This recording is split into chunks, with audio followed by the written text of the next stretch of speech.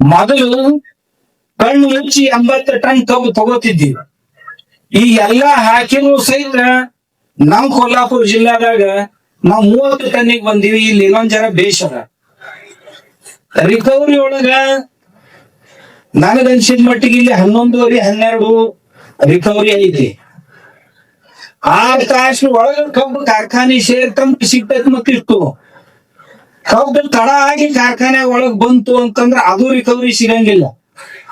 ಯಾರಿಗೆ ಹೇಳಾರ್ದನ 1 point recovery ಹೋತು ಅಂತಂದ್ರ 1 ಪಾಯಿಂಟ್ಗೆ ಎಷ್ಟ್ ಆಕೈತಿ ನೋಡ್ರಿ ಲೆಕ್ಕ ಹಾಕಿ. ಆ ಟ್ರಕ್ ಹೋಗೇ ಬಿಡ್ತೈತಿ. ನಾವ್ ಅಂತೀವ್ ಕಾರ್ಖಾನೆಗೆ ಕಬ್ಬು ಹಾಕಿವಂತ. ಕಾರ್ಖಾನೆಗ ಅದು ಬಂದ್ ಬಿತ್ತು ನುರಿಲಿಲ್ಲ ಅಂತಂದ್ರ ಲಾಸ್ ಆಕೈತಿ. ಅದು ಯಾರಿಗ ಲಾಸ್? ನಮ್ಗ ಲಾಸ್. ಇದೆಲ್ಲ ದೃಷ್ಟಿಯಿಂದ ಇದು ಯಾಕೆ ಹಿಂಗಾತು? ಮಣ್ಣು ನಮ್ದು ಸರಿಯಾಗಿ ಉಳಿದಿಲ್ಲ. ಮಣ್ಣಿನ ಆರೋಗ್ಯ ಸರಿಯಾಗಿ ಉಳಿದಿಲ್ಲ. ಮಣ್ಣಿನ ಆರೋಗ್ಯ ಸರಿಯಾಗಿ ಉಳಿಬೇಕಾಗಿತ್ತು ಅಂದ್ರೆ ಮಣ್ಣಿನೊಳಗೆ ಸಾವಯವ ಇಂಗಾಲ ಹೆಚ್ಚಾಗ್ಬೇಕು. ಮಣ್ಣಿನೊಳಗೆ ನೀರ್ ಹಿಡಿದಿಡುವಂತ ಶಕ್ತಿ, ಗಾಳಿಯನ್ನ ಹಿಡಿದಿಡುವಂತ ಶಕ್ತಿ ದಿನದಿಂದ ದಿನ ಕಡಿಮೆ ಆಗಕತ್ತೈತಿ. ಅದನ್ನ ಹೆಚ್ಚು ಮಾಡಬೇಕು. ಆದ್ರೆ ಕಾಳಜಿ ನಮ್ಮ ರೈತರಿಗೆ ಯಾರಿಗೆ ಆಗ್ಲೇ ನಮ್ಮ ರೆಡ್ಡಿ ಅವ್ರು ಹೇಳಿದ್ರು, ನಾವೆಲ್ಲ ಕಾರ್ಡ್ ತಯಾರು ಮಾಡಿ ಕೊಟ್ಟಿವಿ, ರೈತರು ಅವನ್ನೆಲ್ಲ ಒಯ್ದು ಮೂಲ್ಯಾಗ ಹೋಗಿದ್ ಬಿಟ್ರು. ಅದನ್ನ ನೋಡಿ ನಮ್ಮ ಮಣ್ಣಿನ ಪ್ರಕೃತಿ ಹೆಂಗೈತೆ ಅನ್ನೋದ್ ನೋಡಿ ಅದಕ್ಕೆ ಏನ್ ಹಾಕಿದ್ರ ಅದ್ರ ಸ್ವಾಸ್ಥ್ಯ ಸುಧಾರಣೆ ಆಗ್ತೈತಿ. ಯಾಕಂದ್ರೆ 25 ವರ್ಷದ ಹಿಂದ 30 ವರ್ಷದ ಹಿಂದ 0.3 ಪಾಯಿಂಟ್ ಇತ್ತು ನಮ್ದು ಸಾಯಿಲ್ ಕಾರ್ಬನ್. ಆದ್ರೆ ಇವತ್ತು 0.2. ಎಷ್ಟು ಪಟ್ಟ ಕೆಳಗೆ ಬಂದಿವಿ ಅಂದ್ರೆ ಇದ್ರೊಳಗಿಂದ 1 ಪಾಯಿಂಟ್ ಇದ್ರೊಳಗಿಂದ ಅರ್ಧ ಹೋತಂದ್ರು ಸಹಿತ ಮಣ್ಣು ಬಂಡೆ ಆಕೈತಿ. ಬಂಡೆ ಬಡ್ದಂಗ ಆಕೈತಿ. ನೆಲ ಎಲ್ಲ ಬಂಡೆ ಬಡಿತೈತಿ. ಈ ಪಂಜಾಬ್ದೊಳಗ 35 ಹಾರ್ಸ್ ಪವರ್ ಟ್ರ್ಯಾಕ್ಟರ್ಗಳು ನಡೆಯಂಗೆ ಇಲ್ಲ. ಒಟ್ಟ ಅಲ್ಲಿ ಕನಿಷ್ಠ 70 ಹಾರ್ಸ್ ಪವರ್ ಟ್ರ್ಯಾಕ್ಟರ್ಗಳಿಗೆ ಎಷ್ಟು ನೆಲ ಬಂಡ್ ಕೊಡದೈತಿ. 35-45 ಹಾರ್ಸ್ ಪವರ್ ಟ್ರ್ಯಾಕ್ಟರ್ ನಡೆಯಂಗಿಲ್ಲ ಅದ್ರೊಳಗ. ಅಂತ ಬಂಡ್ ಕೊಡದಿದ್ರ ಇನ್ನೊಂದಿಷ್ಟು ದಿವ್ಸ ಹೋತಂದ್ರ ಅಲ್ಲಿ ಏನು ಬೆಳ್ಯಾಕ ಸಾಧ್ಯ ಆಗುದು. ಆ ಪರಿಸ್ಥಿತಿ ನಮ್ಮಲ್ಲಿ ಬರ್ತೈತಿ. ಒಟ್ಟು ನಾವು ಅತಿ ಹೆಚ್ಚು ನೀರನ್ನ ಬಳಸಿ, ಅತಿ ಹೆಚ್ಚು ರಸಾಯನಗಳನ್ನ ಬಳಸಿ ನಮ್ಮ ದೇಶದ ಭೂಮಿ 30% ಹಾಳಾಗೋ ಸ್ಥಿತಿ ಒಳಗೈತೆ. ಅಂದ್ರೆ ಮತ್ತೇನು ಬೆಳೆಲಾರದಂತ ಸ್ಥಿತಿಗೆ ಬಂದ ಭೂಮಿ ಪ್ರಮಾಣ ಎಷ್ಟು ಅಂದ್ರೆ 30%. 100ಕ್ಕೆ 30 ಎಕರೆ ಭೂಮಿ ಇವತ್ ನಾವು ಹಾಳು ಮಾಡ್ಕೊಂಡಿವಿ ಇಡೀ ದೇಶದಾಗ. ಅದರಲ್ಲಿ ಯಾರು ಹೆಚ್ಚು ಹಾಳು ಮಾಡ್ಕೊಂಡವ್ರು ಅಂದ್ರೆ ನೀರಾವರಿ ಯಾರ್ಯಾರಿಗೆ ಹೆಚ್ಚೈತಿ ಆ ನೀರಾವರಿ ಕ್ಷೇತ್ರದವ್ರೆಲ್ಲರೂ ತಮ್ಮ ಭೂಮಿ ಹಾಳು ಮಾಡ್ಕೊಳಕತ್ತಿ. ಯಾಕಂದ್ರೆ ನೀರಿನ ಸದ್ಬಳಕೆ ಮಾಡ್ಕೊಳ್ತಾ ಇಲ್ಲ. ಆಮೇಲೆ ಮಣ್ಣಿನ ಆರೋಗ್ಯವನ್ನ ನೋಡ್ತಾ ಇಲ್ಲ. ಒಂದ್ ವೇಳೆ ಹಿಂಗ ಭೂಮಿ ಹಾಳಾಕೊಂತ ಹೋತು ಅಂದ್ರ ನಮ್ಮ ಮಕ್ಕಳ ಕೈಯಾಗ ಹುಡ್ಡದ ಬಂಡಿ ಕೊಟ್ಟು ಹೋಗ್ತೀವಿ ಹೊರತು ಮುಂದೆ ಅದು ಏನು ಬೆಳಿಲಿಕ್ಕೆ ಉಳಿಯೋದಿಲ್ಲ. ಅದಕ್ಕಂತ ಹೇಳ್ಕೊಂಡು ನಮ್ಮ ಕೃಷಿ ಉಳಿಬೇಕು ಅಂತಂದ್ರ ಮಣ್ಣು ಉಳಿಬೇಕು, ನೀರ್ ಬಹಳ ಜಪ್ಪಿಸಿ ಬಳಸ್ಬೇಕು. ಗಾಳಿ ಎಷ್ಟು ಭೂಮಿಯೊಳಗೆ ತುಂಬಾಕ್ ಸಾಧ್ಯ ಅದನ್ನ ತುಂಬಾ ಪ್ರಯತ್ನ ಮಾಡೋದು. ಏನೋ ರೊಕ್ಕ ಕೊಡ್ಲಾರ್ದ ಸಿಗುವಂತ ಸೂರ್ಯನ ಬೆಳಕೈತಲ್ಲ, ಇದು ಅನ್ನ ತಯಾರು ಮಾಡೋದು ಅದೇ. ಆ ಬಿಸಿಲು ಹೆಚ್ಚು ಹೆಂಗ್ ಬಡ್ದಿತ್ ನನ್ನ ಬೆಳೆಗಳಿಗೆ ಅನ್ನೋ ಕಾಳಜಿ ರೈತ ವಹಿಸ್ಬೇಕು. ವಹಿಸಿದ ಅಂದ್ರ ಅವನ ಕಬ್ಬಿಂದು ಅವರೇಜ್ ಹೆಚ್ಚಾಕ. ನಾ 10 ಫೂಟಿ ಒಂದು ಸಾಲ್ ಕಬ್ಬು ಹಾಕಿ 80 ಟನ್ ತಗೋತೀವಿ.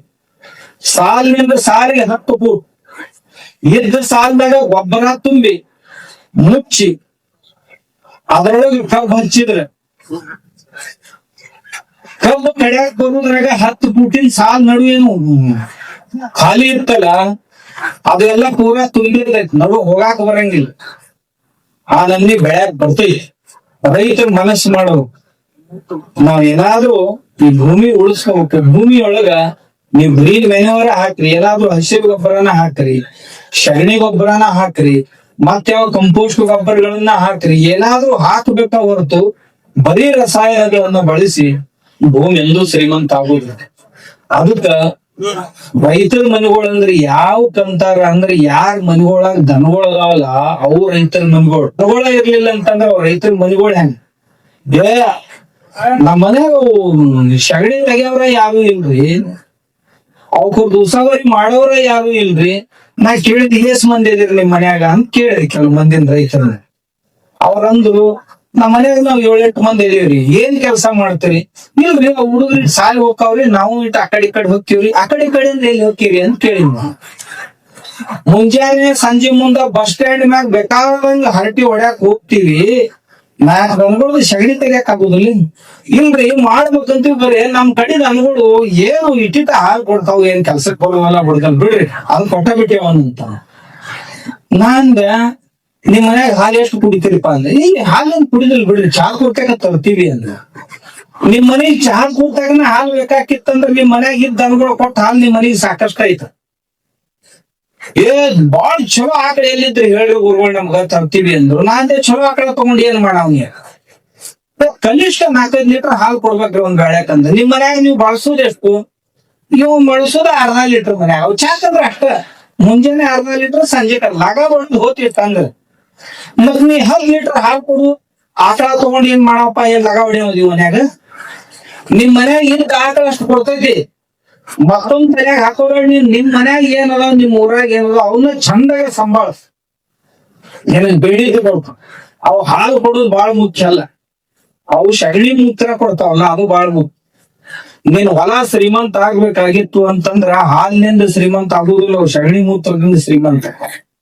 ಒಂದಿಷ್ಟ ಸಗಣಿ ಐತಲ್ಲ, ಒಂದಿಷ್ಟು ಸಗಣಿ ಒಂದು ದೊಡ್ಡ ಜಲ್ಲೆಹಡಿ ಅಷ್ಟ ಕಸ ಗೊಬ್ಬರ ಮಾಡೋ ಸಾಮರ್ಥ್ಯ ಹೊಂದೈತ. ಅಷ್ಟು ಬ್ಯಾಕ್ಟೀರಿಯಾ ಅದ. 1 ಗ್ರಾಮ್ ಸಗಣಿ ಒಳಗ 400 ಕೋಟಿ ಬ್ಯಾಕ್ಟೀರಿಯಾ ನಿರ್ಮಾಣ ಮಾಡೋ ಕ್ಷಮತಾ ಐತಿ. ಅದಕ್ಕೆ ದನಗಳು ಇರ್ಲಿ ಅಂತ ಮನೆಯೊಳಗೆ. ದನಗಳು ಇರ್ಬೇಕು ಮನ್ಯಾಗ, ದನಗಳಿಂದ ಒಕ್ಕಲಿಗರಂತ. ನಿಮ್ಗೆ ಏನ್ ಬೇಕು ಅದನ್ನ ಮನ್ಯಾಗ ಮಾಡ್ಕೊಳಕ್ ಬರ್ತೈತಿ. ಏನಂತೀರ ಅದೆಲ್ಲ ಆಕೈತಿ. ಆದ್ರ ನಮ್ ರೈತರಿಗೆ ಏನ್ ಚಟ ಬಿದ್ದೈತಿ, ಏನಾರ ಹೇಳಿದ ಕೂಡಲೇ ಇದು ಎಲ್ಲಿ ಸಿಗ್ತೈತ್ರಿ, ಎಷ್ಟಕ್ ಸಿಗ್ತೈತಿ ಕೇಳುವ. ಒಕ್ಕಲಿಗ ಅಂದ್ರ ಮಾಡಕ್ ಕಲಿಯೋ, ನನಗ್ ಬರೋ ಸಮಸ್ಯೆಗಳನ್ನ ನಿವಾರಣೆ ಮಾಡ್ಕೊಳಕ್ ಕಲಿಯೋ. ಮಾಡ್ಕೊಂಡು ಬೆಳೆ ಏನ್ ಬೆಳಿತೀವಲ್ಲ ಅದು ಹಿಡ್ಕೊಂಡು ನಮ್ಮ ತಟ್ಟಿ ನಮ್ಮ ಊಟಕ್ಕೆ ಬರ್ತೈತಲ್ಲ ಅಲ್ಲಿ ನಾವು ಅದ್ ಮುಂದೆ ಜಪ್ಸಾಕ್ ಕಲಿಯೋ.